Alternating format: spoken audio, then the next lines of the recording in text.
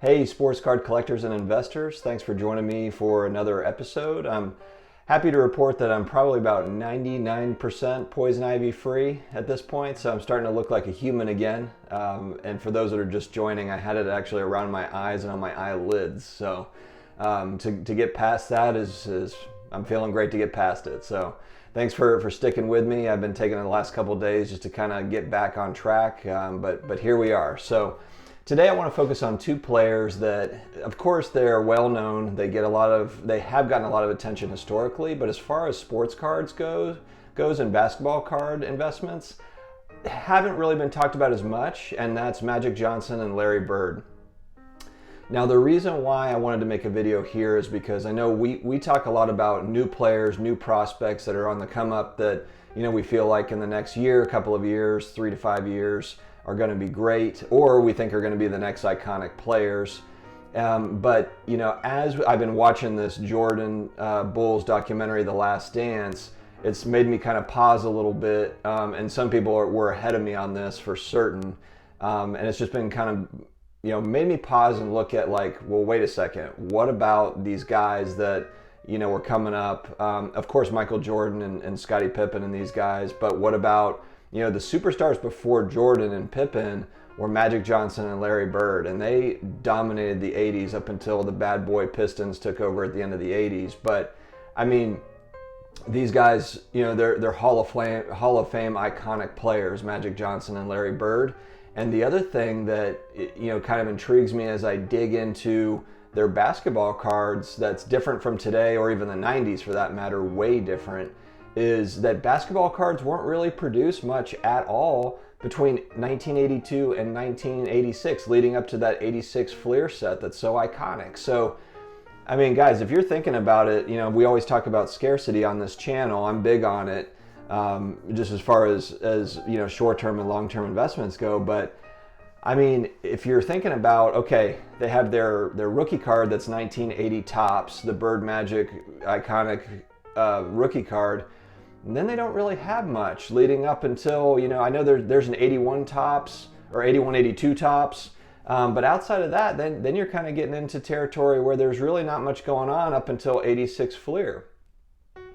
And then even then you've got 86 Fleer, 87, 88, 89, there's just not, and then of course, there's not like today where you've got, different colors and, all these different variants and parallels to choose from.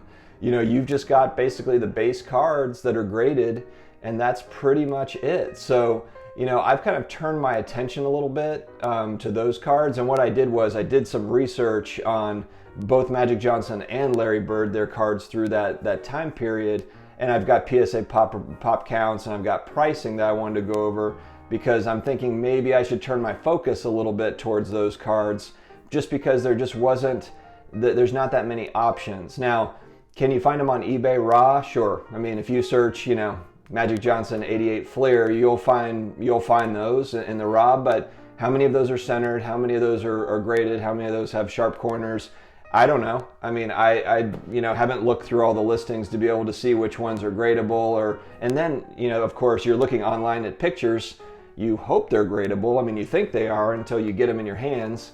So anyway, kind of going on a little bit of a rant, but on this video, I'm going to go through some cards and their prices, and interested in hearing you guys' thoughts, what you guys think of Magic and Larry Legend.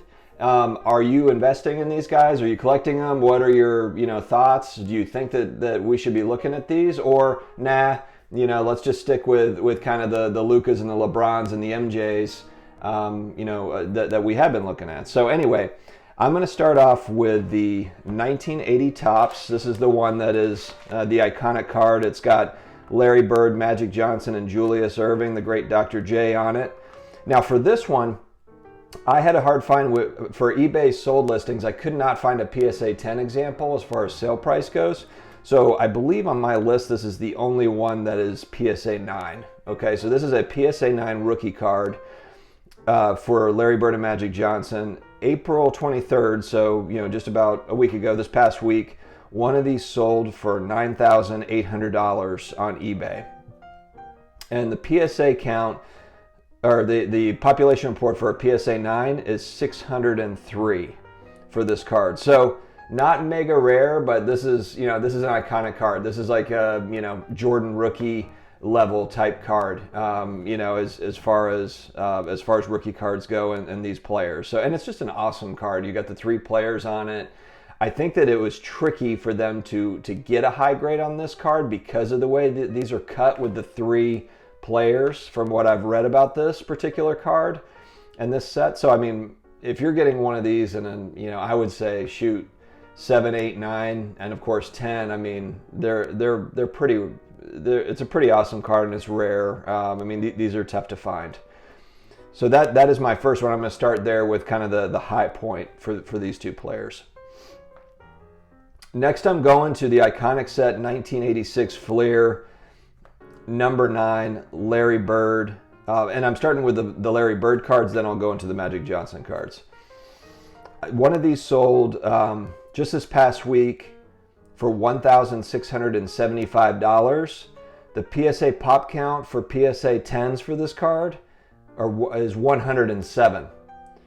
So again, not loads of these around that have been graded anyways. Next up, I've got a 1986 Fleer sticker number 2. I love these. The 86 Fleer stickers are pretty sweet. One of these sold recently for $1,354. And the PSA population count for a PSA 10 for this card is very low at 39.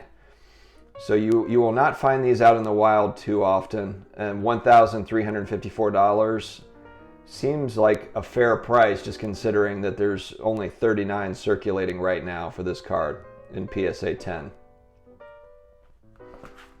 Next, we would go up to the 87 Fleer set number 11. The PSA 10 population count currently for this card is only 32. Which is probably why it went for $1,325 recently. I really like this 87 Fleer set. I know 86 Fleer gets a lot of attention. I really like 87 and I like 88. 87 is kind of a funky look to it. It's got a different type of design, but I really like this 87 Fleer set, and there's so many iconic cards in it. Especially, I know Jordan kind of leads the way with it being his second year, but this is a pretty sweet Larry Bird card, the 87 Fleer Larry Bird number 11. Next, another set that I've got, the 88 Fleer Larry Bird number 9. I actually bought a raw set of this a year ago before everything kind of blew up with the recent basketball card craze. I mean, it blew up before a year ago, but really kind of going nuts. And I was able to buy a raw set of this for $75, 88 Fleer.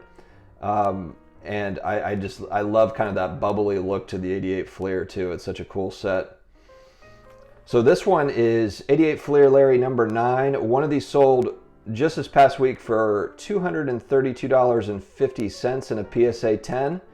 And the PSA 10 pop count is 250 for this card. So not mega rare, but again, another cool card. And as we talk about this, if demand continues to rise or stays where it is, if there is attention put back on these players, I should say, I mean, there's just not a lot of these cards. If you're thinking about these 80s cards, yes, they did start printing a lot more as you get into the late 80s, 87, 88, 89, and then of course 90, you're starting to get in some higher print runs, but these are not, especially graded cards, and we're talking about mainly PSA 10s, not very common. Not very common. All right, now I'm going to move into the Magic Johnson cards. I've got 4 cards that I kind of picked out as ones that I'm going to highlight. And just so you know, these aren't all of the cards in the 80s. These are just examples of cards in the 80s, but ones that kind of stuck out to me and ones that I wanted to highlight. All right, so for Magic Johnson, we've got his 86 Fleer number 53. In PSA 10, the population report stands currently at 157. And these are recently selling in there's a few different sales, $710 to $765 range. So they're not mega expensive. I mean, I'm sure they've risen dramatically over the last 12 months. But considering there's only, there's 157 PSA 10s out there, I can see why this is priced, the way that it's priced. Next up, I've got the 86 Fleer Magic sticker number 7. And one of these sold, I'm showing the last sale, and there could have been an April sale, but I'm showing March 31st at $1,097. The PSA 10 population count for this one is showing at only 42 currently, so there's just not many of them out there as we talk about, so it could very well be that that was the last eBay sale for this card. But like I said before with the Larry card, I really love these stickers from 86 Fleer, and with this just being an iconic set, there are a lot of people that are just collecting and investing 86 Fleer regardless of the player. It's just it's one of those sets that, if you're looking long term, it could be just, the kind of the first huge basketball set that really took off. Not the first basketball set, obviously, but the first one that was mega popular, 86 Fleer. What's that going to look like in 10, 20, 30 years, 50 years if basketball still maintains the popularity that it has? I mean, it's going to be pretty huge. All right, so next up, we've got the 87 Fleer Magic number 56. And one of these sold at the beginning of April for $281.55. PSA 10 population report, 50 for this. So again, there's only 50 out there in the wild. I mean, and sure, maybe there's more in grading and coming out, but you do have to wonder, and now we probably will see with this Jordan documentary and these older Fleer cards starting to gain popularity again. Maybe people will be sending in more and more of these to PSA 10 for new grading, but it's a almost 40-year-old card. I mean, I don't know. I mean, maybe there's a bunch of PSA 10s laying around, but I don't know. I'd be skeptical. I'm a lot more comfortable with these pop reports in the late 80s than I am for 2018 cards that are these very modern cards that were just recently printed in the last couple of years.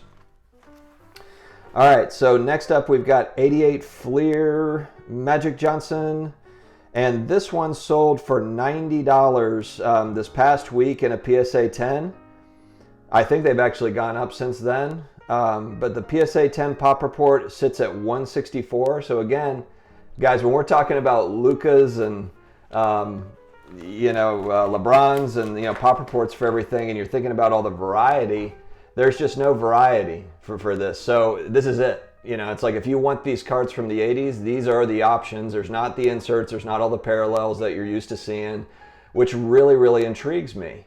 And so it's like, should I have this, in my collection? Should I be investing in these? And I think that the answer for me is probably I need to take a really hard look at them and, what I think the long-term potential is. So, really interesting kind of focus on, I've been focusing on Magic and Larry. These are kind of the forgotten stars. And I know with the Bulls documentary, they're going to start talking about Dream Team and that sort of stuff. And kind of digging into more of that is what I heard. And so, who knows, maybe that'll, affect pricing, but I would say don't sleep on Magic Johnson and Larry Bird. These guys, they're not just Hall of Fame players. These are generational type, these are mega stars, that were, doing it before Jordan was. And I know that documentary kind of talks a lot about Magic and Larry passing the torch to Michael Jordan. And it just, it's like, what's going on with their cards? Just kind of an interesting, take. And I think that it's something that was worth making a video on. I am going to try to do some more follow-up and focus on some more of these types of guys. And we will go from there. I do have another video coming out here soon that's going to talk about Giannis cards.